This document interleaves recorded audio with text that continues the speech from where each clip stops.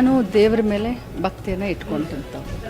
ದೇಶದ ಎಲ್ಲ ದೇವಾನುದೇವತೆಗಳನ್ನು ನಾನು ನಂಬಿದಂಥವ್ರು. ಅವ್ರು ಬಹಳಷ್ಟು ಹೇಳ್ತಾ ಇದ್ದಾರಲ್ಲ, ನಾನು ಅಂದೆಲ್ಲ ಅಂತ ಹೇಳಿ.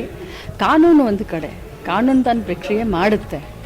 ಏನು ವೈಭವೀಕರಣ ಮಾಡ್ಕೊಳ್ತಾ ಇದ್ದಾರಲ್ಲ, ನಾನು ಇಷ್ಟೇ ಅವ್ರಿಗೆ ಹೇಳ್ತಾ ಇದ್ದೀನಿ, ಇದು ಸವಾಲು ಅಲ್ಲ, ಅಥವಾ ಅವರಿಂದ ನನ್ನ ಜವಾಬನ್ನು ಬಯಸಲ್ಲ.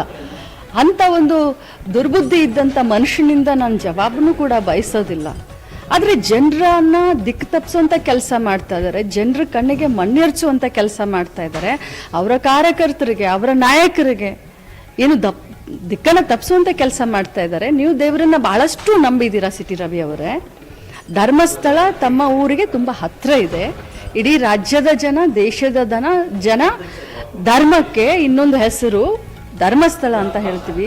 ಮಂಜುನಾಥನ ಮೇಲೆ ನೀವು ಪ್ರಮಾಣ ಮಾಡಿ ಹೇಳಿ. ನೀವು ಕೂಡ ನಿಮ್ಮ ಧರ್ಮಪತ್ನಿಯನ್ನು ಕರ್ಕೊಂಡು ಬನ್ನಿ ಮಂಜುನಾಥನ ದೇವಸ್ಥಾನಕ್ಕೆ. ನಾನು ಕೂಡ ನನ್ನ ಕುಟುಂಬವನ್ನು ಕರ್ಕೊಂಡು ಅಲ್ಲಿ ಬರ್ತೀನಿ. ಇದು ನೈತಿಕತೆಯ ಪ್ರಶ್ನೆಯನ್ನು ಎತ್ತಿದ್ದೀರಾ ನೀವು. ನಿಮಗೆ ನೈತಿಕತೆ ಇದ್ದರೆ ಖಂಡಿತವಾಗ್ಲೂ ನೀವು ಅಲ್ಲಿ ಬನ್ನಿ.